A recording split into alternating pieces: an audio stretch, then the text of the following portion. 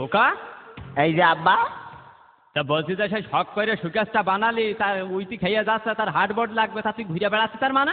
এই আব্বাটা না, এই আব্বাটা শুধু বেশি কথা বলে। আমি বলছি তুমি কি কোনোদিন আমার কাছে টাকা দিয়ে বললাস যে তোর হার্ডবোর্ড লাগবে? এই দাও তিনি টাকা দাও তিনি, এক্ষুনি আমি হার্ডবোর্ড কিনে নিয়ে চলে আসছি। এই যে ধর যা।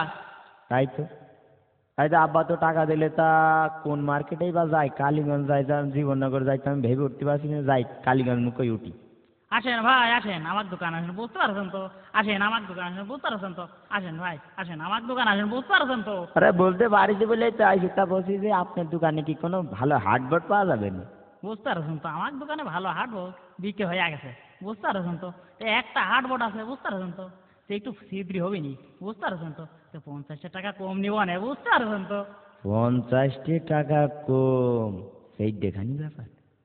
আব্বা যে খরচ দেয় ইতি তো আমার হয় না, এমনি নতুন করে ডাল খাওয়া শিখেছি। ভাই আমার কিছু বলতেছো? না, বলছিলাম যে তালি ওইটাই দাও। হ্যাঁ ওইটাই দেবো, হ্যাঁ বুঝতে পারছেন, নেন বুঝতে পারছেন তো, ভালো হবেন, বুঝতে পারছেন তো? আব্বা এই যায়। এই না, ওই হার্ডবোর্ড আমার এনে দেওয়ার কথা ছিল, এই এনে দিলাম, এবার তুমি লাগাবাকে ফেলে দিবা, ওর মধ্যে আমি নেই, নাও।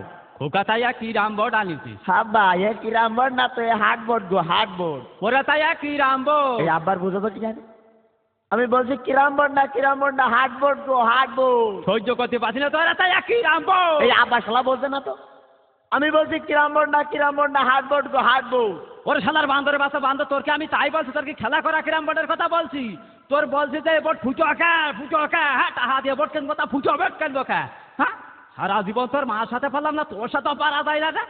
ও এই কথা আব্বা, তা তুমি আমার বুঝিয়ে দেওয়া তো। তুমি এই সামান্য এই কথাটুক তুমি বোঝো না, আবার পাড়ায় করে এবার আমি বিয়ে করবো, একার মাথায় ধরে নাচি বেড়ে দেবো হারাম দাদা। ওরে বাবা।